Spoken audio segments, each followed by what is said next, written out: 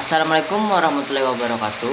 Perkenalkan, saya Muhammad Iras Jaini dari kelompok metodologi penelitian yang berisikan anggota 2 orang lagi, yaitu ada Sarifah Nur Aina dan juga Wulandari. Dan juga di sini saya akan membahas tentang metode penelitian tindakan kelas karya dari Dr. Ina Magdalena MPD. Jadi tanpa berlama-lama langsung kita masuk ke dalam materinya. Jadi sebelum masuk ke dalam materinya, kita harus tahu dulu tentang pengantarnya. Bagaimana sejarah PTK itu berkembang, dimulai dari teknologi. Jadi ilmu pengetahuan dan teknologi itu sudah berkembang pesat sejak lama.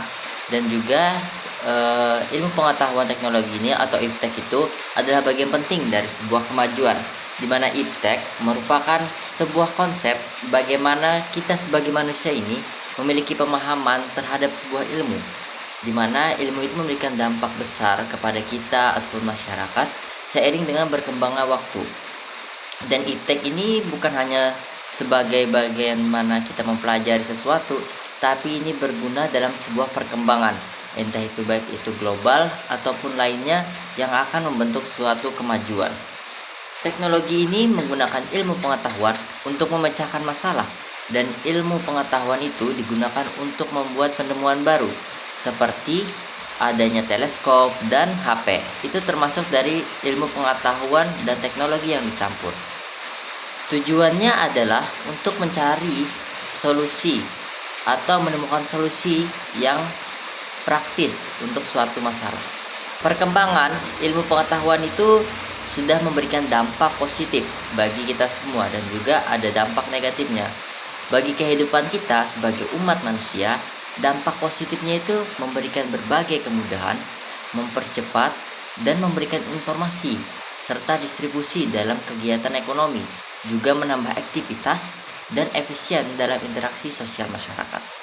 Sedangkan untuk dampak negatifnya, yaitu munculnya kejahatan, seperti yang kita tahu ada cyber, adanya kejahatan lain yang mengatasnamakan antisosial, serta hilangnya budaya ataupun budaya tradisional karena banyaknya hoak-hoak yang telah diterima.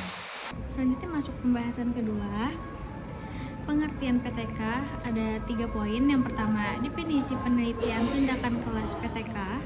Yang kedua, tujuan PTK. Yang ketiga, pentingnya peran guru dalam PTK. Jadi, PTK adalah salah satu perspektif baru dalam penelitian pendidikan yang menjembatani praktik dan teori dalam bidang pendidikan. Dalam model penelitian ini, kita tahu penelitian bisa bertindak sebagai pengamat, sekaligus sebagai pengajar, atau sebagai salah satu menjadi pengamat atau pengajar. Penelitian tindakan kelas PTK merupakan suatu penelitian yang dilakukan untuk memecah masalah di kelas. Oleh karena itu, sebelum melakukan PTK, kita harus melakukan pra-penelitian untuk mengetahui masalah apa yang terjadi di dalam kelas. Definisi tersebut dijelaskan oleh Kemis yang menyatakan bahwa penelitian tindakan adalah studi sistematik tentang upaya perbaiki praktik pendidikan oleh kelompok penelitian melalui kerja praktik mereka sendiri dan memperefleksinya untuk mengetahui pengaruh-pengaruh kegiatan tersebut. Selanjutnya adalah tujuan PTK. Tujuan utama PTK adalah untuk memecah permasalahan nyata yang terjadi di dalam kelas.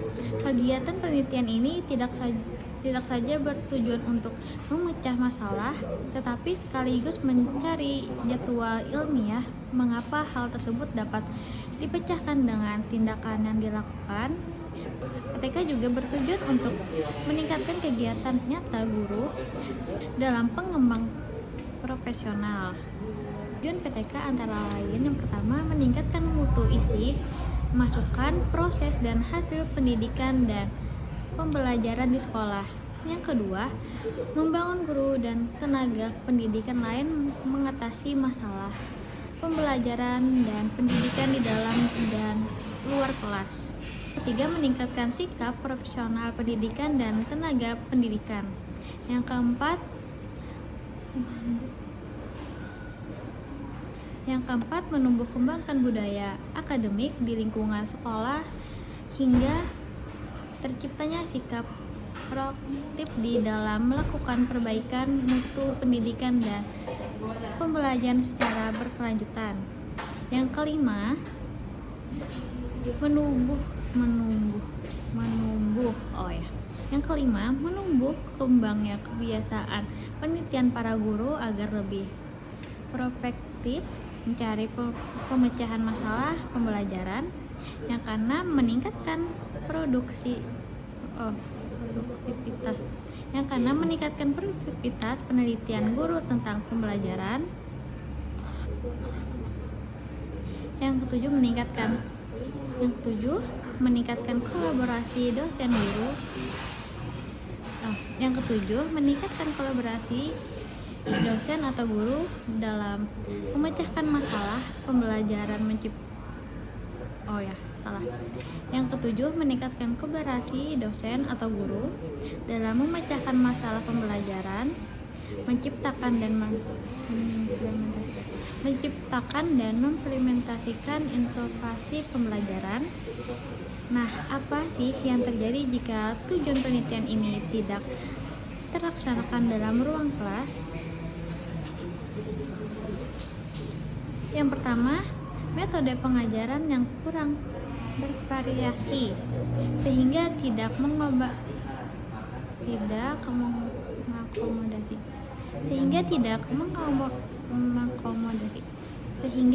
mengakomodasi daya pelajar siswa. Yang kedua, penggunaan media pembelajaran belum mampu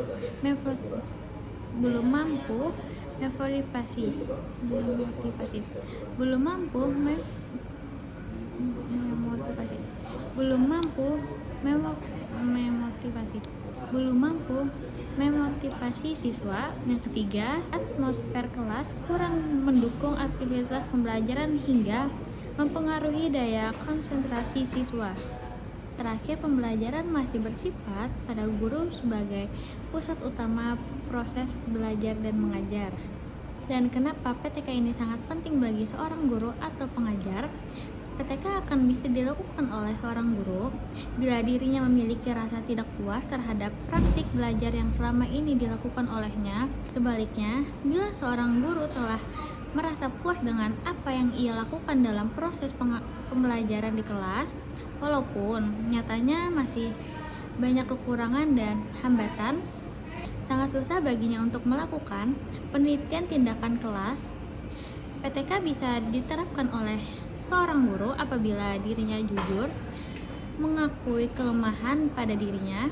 Kelemahannya akan terbaca oleh dirinya apabila ia mampu merefleksi, merenung, dan mereview terhadap apa saja yang telah dilakukan dalam proses pembelajaran di kelas. Guru sebagai penelitian dalam PTK ini sebagai bentuk untuk meningkatkan praktik-praktik pembelajaran di kelas, di mana guru terlihat langsung dalam proses perencanaan, aksi, dan refleksi. Oke, di sini saya ingin menjelaskan pembahasan yang ketiga, yaitu kompetensi guru dalam PTK sebagai kewajiban. Tujuan PTK bagi guru dalam proses pembelajaran. Dengan adanya PTK, guru akan berupaya memperbaiki metode pembelajaran agar lebih efektif. Oleh karena itu, guru tidak boleh mengorbankan pembelajaran demi praktek PTK. RCA tidak boleh mengganggu proses pembelajaran, penelitian yang mengarah pada tindakan tertentu untuk meningkatkan proses belajar mengajar di kelasnya. Praktek-praktek tersebut dapat berupa penggunaan metode pembelajaran tertentu, penerapan metode pembelajaran tertentu, penggunaan media dan sumber pembelajaran tertentu, jenis pengelolaan kelas tertentu, atau inovasi lainnya. PTK sangat kondusif untuk membuat guru menjadi peka tanggap terhadap dinamika pembelajaran di kelasnya. Dia lebih reflektif dan kritis terhadap apa yang dia dan muridnya lakukan. PTK dapat meningkatkan kinerja guru sehingga menjadi profesional. Guru tidak lagi sebagai seorang praktis yang sudah merasa puas terhadap apa yang dikerjakannya selama bertahun-tahun, tanpa ada upaya perbaikan dan inovasi, namun juga sebagai peneliti di bidangnya. Dengan melaksanakan tahapan-tahapan dalam PTK, guru mampu memperbaiki proses pembelajaran melalui suatu kajian yang dalam terhadap apa yang terjadi di kelasnya. Pelaksanaan PTK tidak mengganggu tugas pokok seorang guru karena dia tidak perlu meninggalkan kelasnya. PTK merupakan suatu kegiatan penelitian yang terintegrasi dengan pelaksanaan proses pembelajaran. Dengan melaksanakan PTK, guru menjadi lebih kreatif karena selalu dituntut untuk melakukan upaya-upaya inovasi sebagai implementasi dan adaptasi sebagai teori teknik pembelajaran. Inovasi seperti ini lebih efektif daripada penerapan strategi yang diperoleh dari kegiatan pelatihan guru yang tidak berlangsung bersentuhan dengan situasi nyata. Inovasi yang dilakukan oleh guru melalui PTK dapat berupa inovasi sistem pembelajaran, materi, strategi, dan metode, alat, atau media belajar, dan evaluasi. Guru yang melakukan PTK seharusnya lebih peka dengan kebutuhan yang berkembang di kelas dan bersikap terbuka dengan pembaharuan. Oke, itu saja penjelasan saya di pembahasan ketiga. Dilanjutkan dengan pembahasan keempat. Oke, selanjutnya kita masuk kepada pembahasan keempat, yaitu tentang model dan tahapan PTK, di mana pada pembahasan ini kita menentukan model tahapan mana yang paling efektif untuk menetapkan PTK ini. Jadi, penelitian tindakan kelas atau PTK itu yaitu penelitian yang memaparkan terjadinya sebab akibat. Dalam penelitian PTK mempunyai banyak model, yang paling terkenal yaitu ada 4. Yang pertama itu ada model dari Kurt Lewin, dan juga model Chemis M. Taggart, model John Elliot, dan model Dave Booth. Jadi dibalik adanya 4 model ini, pasti mereka mempunyai siklus atau langkah-langkah dasar. Nah, dalam siklus ini mereka mempunyai 4, yaitu ada namanya perencanaan atau planning, ada tindakan atau acting, ada yang ketiga pengamatan atau observing, yang keempat refleksi atau refleksi. Nah, dari keempat dasar tadi itu semuanya memiliki model yang sama, dimana yang paling terkenal atau yang banyak kita pakai yaitu modelnya Chemis M. Taggart, karena modelnya itu cukup simpel, karena dari perencanaan maka terjalannya pelaksanaan dan observasi perencanaan, dan dari observasi perencanaan ini maka mereka akan melakukan refleksi, setelah itu mereka akan melakukan revisi, terus mereka melakukan rencana yang sudah mereka revisi, dan juga mereka melakukan pelaksanaan dengan observasi lagi, dan akhirnya mereka refleksi lagi. Nah, kenapa bisa refleksi lagi? Karena mereka akan mencari celah-celah yang memang itu masalahnya, sehingga dilakukan terus-menerus sampai akhirnya tercapai tujuan. Sebenarnya dari 4 model itu semuanya sama aja. Kenapa bisa kita pakai model Chemis M. Taggart? Karena modelnya itu adalah yang paling simple, karena rencananya sederhana dan mudah dipahami. Nah, selanjutnya kita masuk ke bagian kelima, yaitu tentang manfaat dan dampak PTK ini. Kita akan mencari tahu apa sih hasil yang ditimbulkan dari PTK ini dan seberapa manfaat dan berdampaknya PTK itu. Jadi PTK itu dia membantu seorang guru itu meningkatkan kualitas pembelajaran secara berkelanjutan, di mana guru dapat belajar lebih efektif sehingga mampu mengembangkan diri secara profesional. Sedangkan di dalam pembelajaran, PTK ini itu menjadi suatu proses pembelajaran lebih efektif, bermakna dan sesuai kebutuhan mahasiswa. Kenapa? Karena kesalahan pembelajaran itu dapat segera diperbaiki, sehingga hasil belajar itu meningkat, dan guru juga dapat merancang pembelajaran dan strategi inovatif berdasarkan data dan refleksi nyata dari kelas itu. Nah, selanjutnya dampaknya untuk siswa itu apa dan untuk sekolah itu apa? Dampak untuk siswa itu ya pertama, mereka mendapatkan pengalaman yang lebih baik, lebih menarik, memotivasi belajar dan meningkatkan siswa itu menjadi untuk mandiri dan kreatif dalam belajar. Kalau untuk sekolah itu yaitu dia mendukung pelaksanaan PTK itu di kalangan guru yang memiliki kualitas pembelajaran.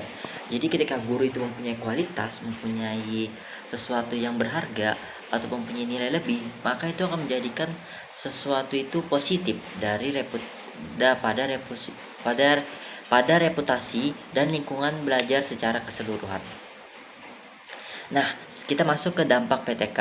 Jadi PTK ini secara keseluruhan yaitu mereka meningkatkan hasil belajar siswa secara signifikan pada aspek kognitif dan efektif serta psikomotorik, di mana mereka ini akan lebih cenderung sangat berguna, dan juga guru itu lebih reflektif dan responsif terhadap masalah pembelajaran dengan kemampuan menganalisa dan mengoreksi proses pembelajaran secara sistematis.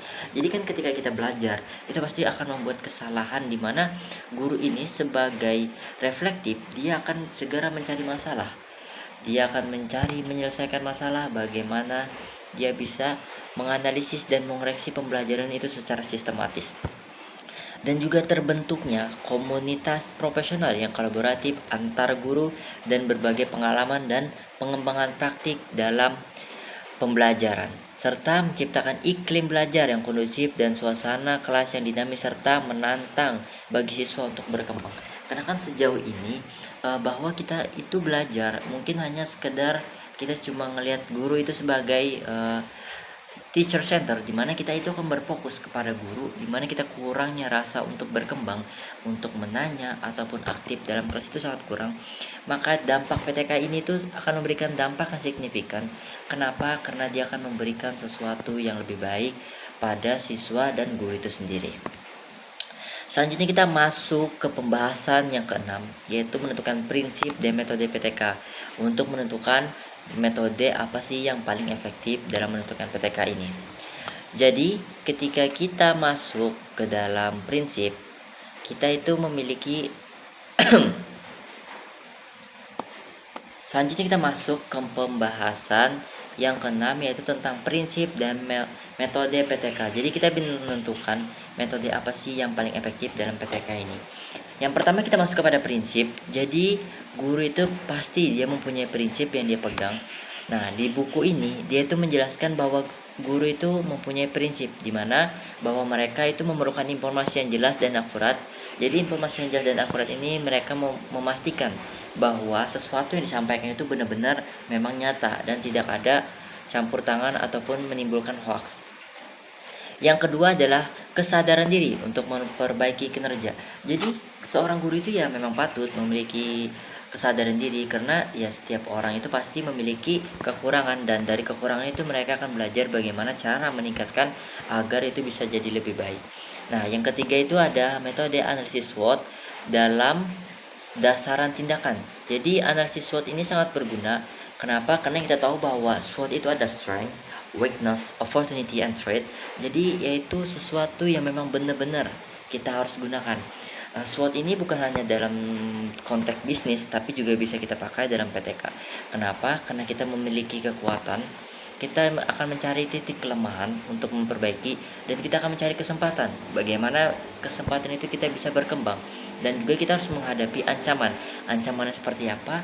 Ya kita harus menyelesaikan masalah. Ya pasti masalah itu timbul sesuatu yang akan membuat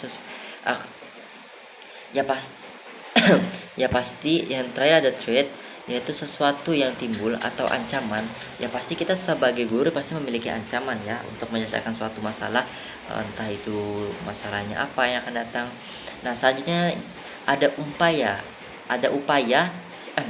selanjutnya ada upaya empiris dan sistematik. Jadi upaya empiris dan sistematik ini itu dapat dilakukan secara konkret dengan sistem pendidikan maupun hal yang saling terkait satu sama lain. Nah, yang terakhir adalah smart dalam perencanaan. Jadi ketika kita seorang guru itu wajib mempunyai 5 huruf yang memiliki arti besar dalam suatu perencanaan PTK. Yang pertama ada smart. Smart itu bukan hanya tentang kepintaran, tapi bagaimana kita itu memiliki spesifik khusus tersendiri yang mampu menyelesaikan suatu masalah dengan secara profesional. Yang kedua adalah manageable atau dapat dikelola. Kita sebagai guru ya pasti kita harus mengelola sesuatu itu akan menjadi lebih baik. Selanjutnya ada acceptable ataupun dapat diterima. Kita sebagai PTK itu pasti wajib menerima kritikan ataupun lainnya, dimana dengan kritikan tersebut maka kita dengan prinsip tadi itu adanya kesadaran diri, maka kita dapat merubah itu jadi lebih baik. Seharusnya ada achievable atau dapat dijangkau, dimana pada suatu wilayah ataupun suatu lingkungan itu kita perlu jangkauan agar kita itu lebih berkembang dan lebih baik lagi. Selanjutnya ada realistis. Di realistis ini yang sudah jelas kita bahwa harus memandang sesuatu itu secara realistis, dimana memang benar-benar itu terjadi ya secara operasional. Dan juga ada time bound atau diikat oleh waktu dan terencana. Jadi ketika kita memiliki time bound itu kita sudah diikat waktu dan memiliki rencana. Kayak seperti misalnya aku harus menyelesaikan masalah ini di dalam waktu ini. Jika tidak itu sangat akan mengganggu aku. Nah, seperti itu. Nah, selanjutnya adalah metode PTK apa yang harus kita gunakan. Jadi, untuk menggunakan metode PTK itu kita akan menggunakan yang 4 tadi itu. Yang 4 bagian mana? Yang 4 pada pembahasan keempat, dimana bahwa pada pembahasan keempat adanya perencanaan, tindakan, pengamatan, dan refleksi. Nah, secara jelas kenapa kita memilih metode itu? Karena yang pasti kita yang pertama harus memiliki perencanaan. Dengan metode serta perencanaan yang baik, maka kita akan melakukan sesuatu itu dengan lebih baik. Selanjutnya ada tindakan, dimana setelah kita melakukan perencanaan kita pasti akan memiliki tindakan, dimana kita akan mengeksekusi semuanya menjadi secara matang.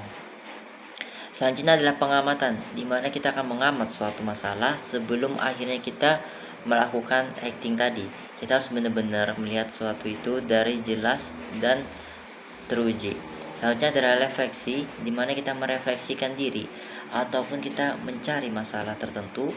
Sama seperti pengamatan, cuma ini adalah kompleksnya. Kita merefleksi dalam artian kita mencari tahu emang apa yang kurang dalam suatu pembelajaran itu. Dengan seperti itu maka kita bisa melakukan rencanaan, melakukan tindakan, pengamatan, dan refleksi diri.